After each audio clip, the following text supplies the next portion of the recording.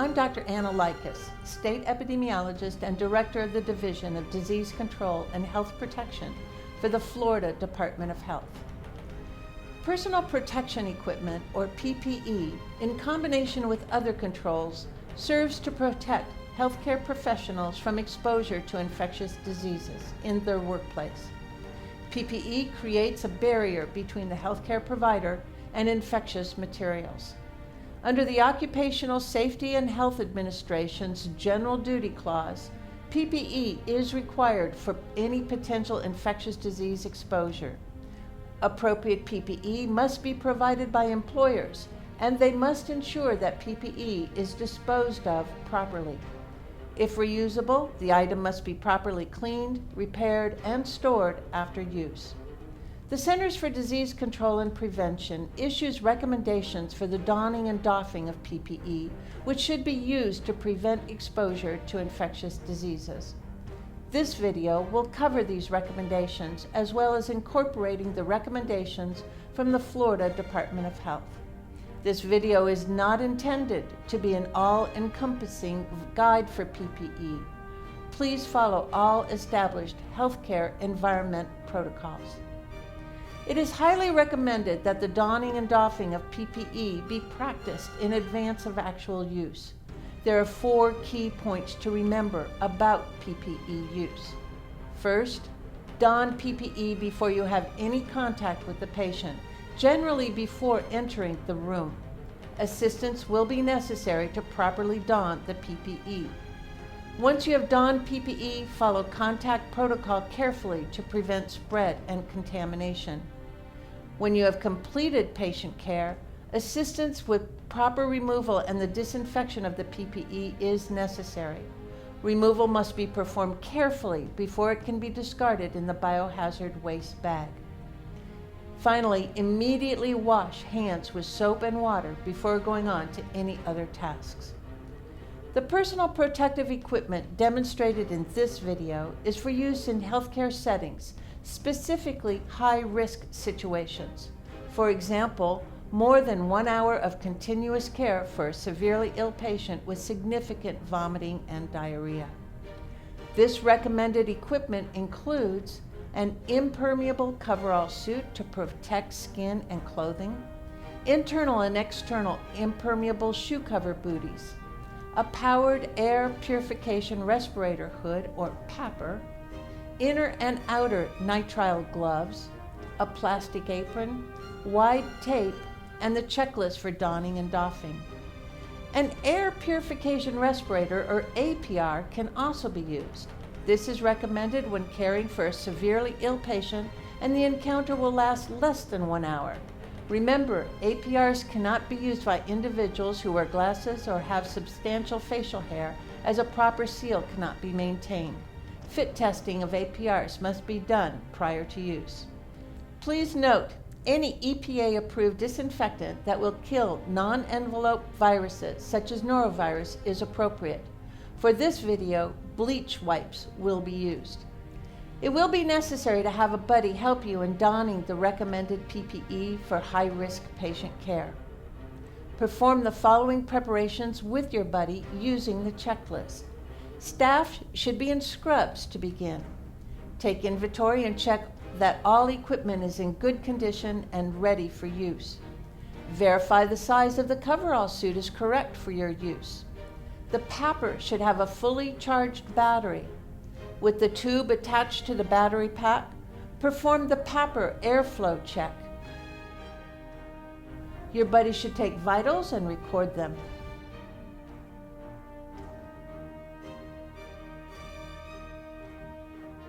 Remember to remove all jewelry and watches. Long hair should be pulled back and secured using a hairnet or hairband. Be sure to hydrate with water. Then wash hands with soap and water.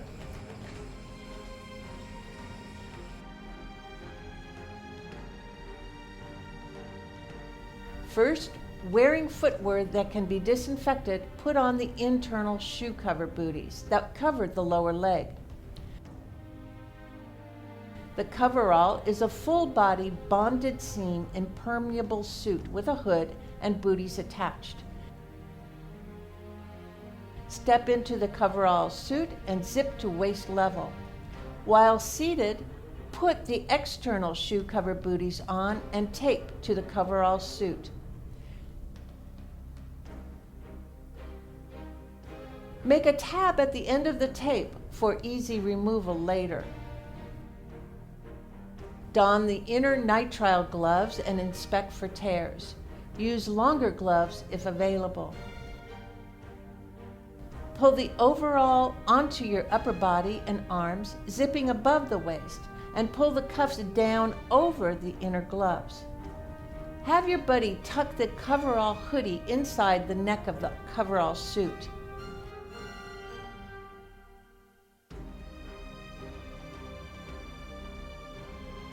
The next steps begin the donning of the PAPR unit. Your buddy should assist in securing the vinyl PAPR belt, placing the battery pack against the small of your back. Your buddy can now attach the air tube to the hood and turn the battery pack on. You can now don the hood. Holding the outer layer up, your buddy should tuck the inner layer of the hood inside the neck of the coverall suit. Zip the coverall suit up fully, and starting at the bottom of the zipper, pull away the strip covering the built-in adhesive on the flap and seal this flap against the coverall. Now don the outer nitrile gloves, pulling them over the cups, and tape them to the coveralls, leaving a tab for tape removal later.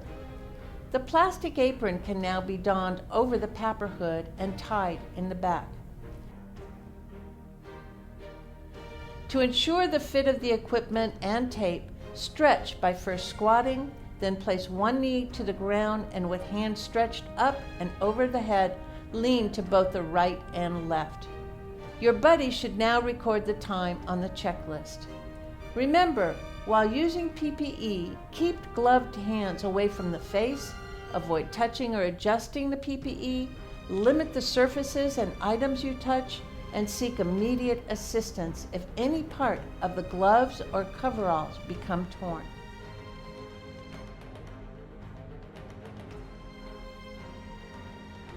The removal of PPE using the appropriate methods is critical to preventing an infection. It's necessary to have a buddy wearing the same PPE to help you with doffing this recommended PPE for high-risk patient care. In general, the outside and sleeves of the coverall, the outside front of the PAPR hood, and the external gloves are considered contaminated, regardless of whether there is visible soil. The areas considered clean that can be touched when removing PPE include the inside of the gloves, the inside of the coverall suit, and the inside of the PAPR hood. Please note, the PAPR hood should always be removed outside the patient room after the door is closed. The most contaminated equipment are the apron, the outer gloves, and the shoe cover booties, so they are removed inside the patient's room. First, use bleach wipes to clean the outer gloves. Then, using both hands on one side of the apron neck ring, gently pull to break the ring and fold down the upper part of the apron.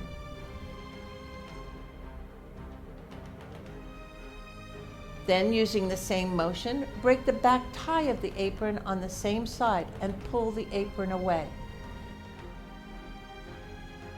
Place the apron in the biohazard bag inside the patient's room.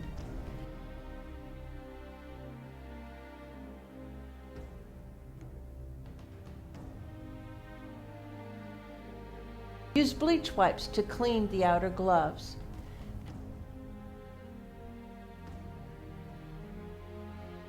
Remove tape from the outer shoe cover booties and rolling down and away, remove the booties. Dispose of the tape and booties in the biohazard bag inside the patient's room.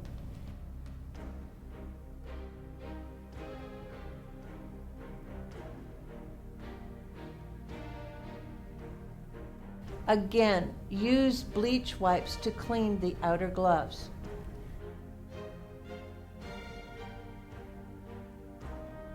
Then, using bleach wipes, start with the top of the hood and wipe clean the PPE hood and the coverall suit.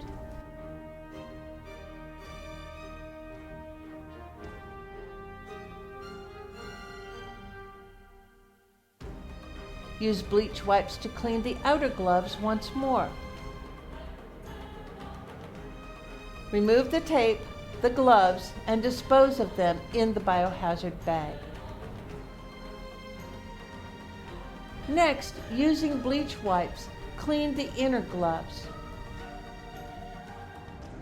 Directly outside the patient's door, a tub lined with a biohazard bag should be stationed along with your buddy who is now donned in the same PPE. Step directly into the tub with the biohazard bag, keeping your arms close to your sides over the bag. Then your buddy should use bleach wipes to clean their gloves and your gloves. Remember, any disposable items should be dropped directly into the biohazard bag in the tub. Keeping the PPE turned on, your buddy should then remove the vinyl PPE belt and place the battery pack onto a stable surface.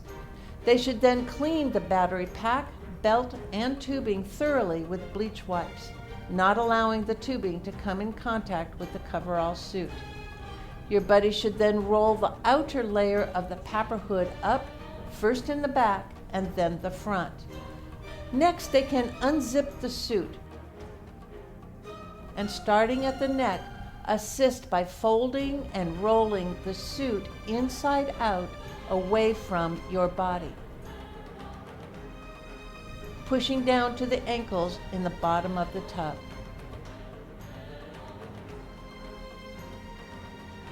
Then bleach wipe both persons' gloves. Next, with your buddy holding the coverall suit down in the tub, carefully step out of the tub onto the floor, being careful not to touch the inside of the biohazard bag.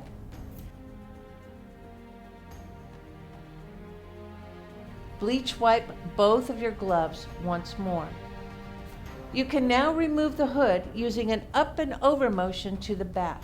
Your buddy can then take the hood, remove the air tube, and place it into the tub. Both of you should bleach wipe your gloves again.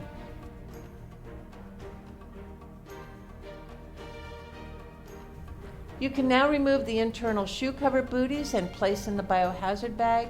Your buddy can then switch off the PPE, disconnect the air tubing from the battery pack.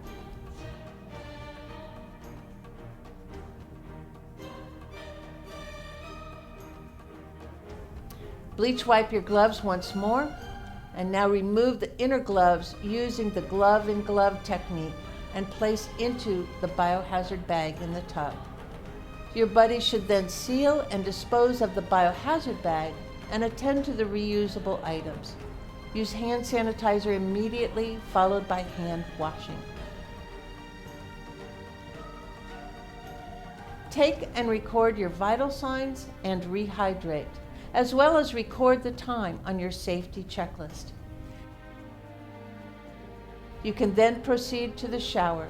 Again, it is highly recommended that the donning and doffing of PPE be practiced in advance of actual use.